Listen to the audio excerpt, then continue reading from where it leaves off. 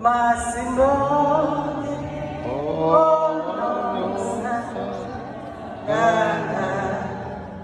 Simuthande simukhonze imihla Hallelujah Hallelujah Umukhulu Sana Jesu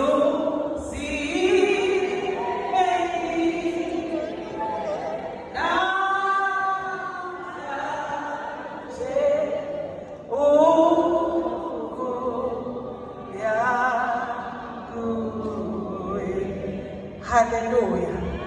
Angizile uzoshumayela ngisazama nje ukubamba amandla novalo mangiqeda ke na mayiqedwe emphisi ukukhuluma la bese kuvele kuthiwa kusukume mina you hi ake ngibingelele kahle ngibingelele bonke abakhona endlini osingabo ucela uqala ngama-VIPs bakithi ke ngishintshe nje ebese ngibingelela inkosi Dabezitha ngibingelele MEC eqeda kusuka la ngibingelele uSomlomo ngibingelele bonke ake ngisho njalo ngithi all protocol observed ngiyazibongela nami ukuthi sengizingelisha igama kakhulu ke ngizobingelela abefundisi abakhona in the house abamsupport njalo lolwazi manje engisukuma nabo mina akukude kakhulu bafethu kufishane ngizoyicelela nje manje into esisukumisayo ngiyacabanga ukuthi ngenxa yokuthi uMEC useqale kuqala walulisana thina ke esithi siyakholwa siyamthanda uNkulunkulu kuye kube naleli lesana elithi ayikho into emnandi njengokubambisana emhlabeni ayikho into emnandi njengokuyinikela ebese uyanikela bese support useduze kwakho udinga support ngoba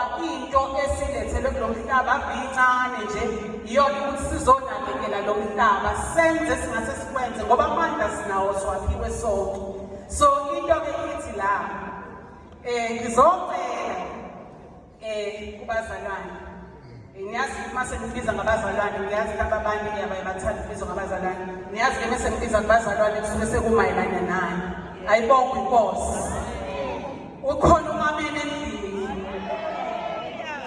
ngizoqala ngenza isibonelo nje kuloko engizokucela uMEC nomnyango inkosi yami kuyangijabulisa ukubona ukuthi lento akukhulunywa ngokuthi sazoba khona but sikhona vele usenikelile and okukhulu kunako konke engakakusho ukuthi unikela ngalokhu bese vele seshilo wathi ngomlomo wakhe mfundisi ukuthi inhlangano ezisebenza ngalolu hlobo bayayithanda ngoba ziyi-extension yomnyango wakhe kusho ukuthi kahle kahle lento isekuthenini wena uyafuna ukuyenza noma ufuna ukuyenza ngoba zilulile izandla siyabonga kakhulu MEC so ngizocela-ke babusaba uzoma la eduze kwami ngicele kuwena maMkosana mfundisi uNkosana nimi la eduze kwami ngicele ume la emva kwami ngifuna ningiphahle kanjena nje kulo msebenzi esizowenza njengamanje maMdlovu ngicela ume la emva kwami bakhona abanye abathenjwa bakaThixo umpostoli ungakubi ungagibela nje stepsini mama ufuna ukuthi ubonakale ngicela abanye abavuma ukuthi bayosebenzela uNkulunkulu banakekele abantwana bakaNkulunkulu ngayikhathi zonke nami ngomunye wavuma ngazi ngawufaka ukhololo yezisimbolo yokuthi ngiyayigqoka le uniform yokusebenza ngayikhathi zonke ngiyacela basondele ngaphambili mangabe khona engazange ngize ngibabone ungabe usuthi ususele nje sengikushiye ngaphandle umuntu wesifazane owesilisa ngiyanicela nje nisondele eduze kwami nomphostoli asondele eduze kwami ithi into ke ukuze ukwazi ukuthi abantu bakwazi ukwenza into ngendlela efanelekile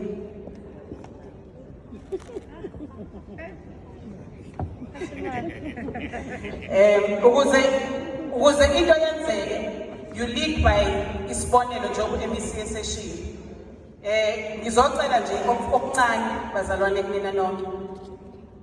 Thina siwumsakazo, mhlawumbe angizethula ngilothi Ndlovukazi assume ukuthi everybody knows me. Kuba mnandi ke kodwa maku kanjani. Ndlovukazi Maphule ngibuya lapha emsakazweni Inanda 88.4 FM. Umsakazo womphakathi obheka inhliziyo yomphakathi.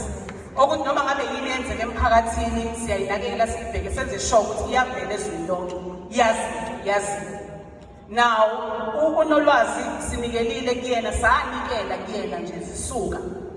Sahlangana naye nami ngilenhlangano engenza inzuzo yabantu besifazane. La sithi khona sinikezana support. La sithi khona siqeda lento yomona kubantu besifazane. Lento lokuthiwa abantu besifazane banomona thina sithi sifuna ukuyiqeda ngoba izenzo zethu ikhombisa ukuthi sinawo umona. So we support each other. Noma ngabe wenza inkukhwana, we there for you uma ngabe uyasidinga thina. Esigodlweni seNdlovukazi. So unolwazi we met there. Masihlangana naye wasisho naye izinto afisa ukuzenza lento afuna ukukhula kuzona. Sanikela esisikole ukuthi lokho akwenzayo ngeke sithule singavezi phambi kwabantu. On top of that, sanikela njengomsakazo uneslot nje ukhohliwe ukusho emsakazweni Inanda. Every Thursday unolwazi uyakhuluma akhuthaza abantu. Nathi kuyindlela yethu yokumveza so that ezokwazi ukuthi incwadi zakhe idayiseke whatever that she needs. Aziwa abantu kuzongena that contribution ukuze akwazi ukuthi aphile ngoba kuyena lokho akwenzayo as much as it is a calling but kumsebenzi. Siyasithi ke your gift must give God the glory. It must provide for you his way. So iloko unolwazi sambona ukuthi uyakwenza sathi sizokhuthala ukwenza. So sisaqhubeka lapha. Nami ke ngizocela ke la kozwa ukuthi kuqale la ngoba fanele iqale kuthina lento lenkonzo lesizoyicela njengamanje ukuthi yenzeke ifanele iqale kuthini.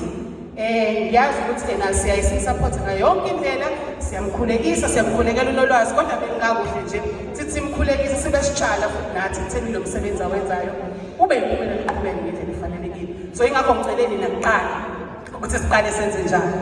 Yes, ngizocela kanjani ngiyacathi language ngiyayizwa befundisi bami lapha kwami. Ngizocela nje lesihlalo sivela ngaphambili. Ebese ngicela ke futhi kwabanye njengoba bese ngishilo ukuthi bekunikeleni kwethu isathi indaba yemali kuphela. Omunye umuntu uyathi ngiyanikela nje ngaloko enginako nje kumsakazo weNinanda uthi mina nginikela ukuthi unolwazi yonke into ayenza izwakala. Nawe ngenzeka ukuthi khona onako ofisayo ukuthi umenzele kona unolwazi. Kodwa manje ayiwona in the form of cash.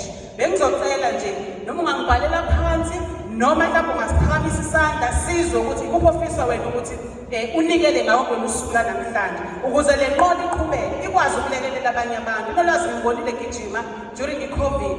Angazi bethatha leya mali uyathatha lawo amandla eshutha esibonisa asitshela ukuthi useyophaka manje uphake lo bani lapha yana bonke abaxakekile engathathi intweni kodwa ukholelwa kulento yokuthi uNkulunkulu uyamthanda umuntu onikela ethokozile. Futhi uma utshala kuyahluma somewhere and mawutshala futhi enhlizweni ngempela evulelekile konke kuyabuya usekwena. So bengizocela lesikhathi sisebenzise kafushane ngakuthi sizotshala nje ukuthi kuyomila nini kuyoyibonakalela. Bengithe ngiyacela ngisize mfundisi ngiyakhomba namhlanje nginehlala kukhomba ukufundisa yebakithi. So abafisayo ukunikela in a form of cash ngizocela ukuthi basondele la bese nje banikele ukuze sithi alihambi ivangeli kodwa kuqala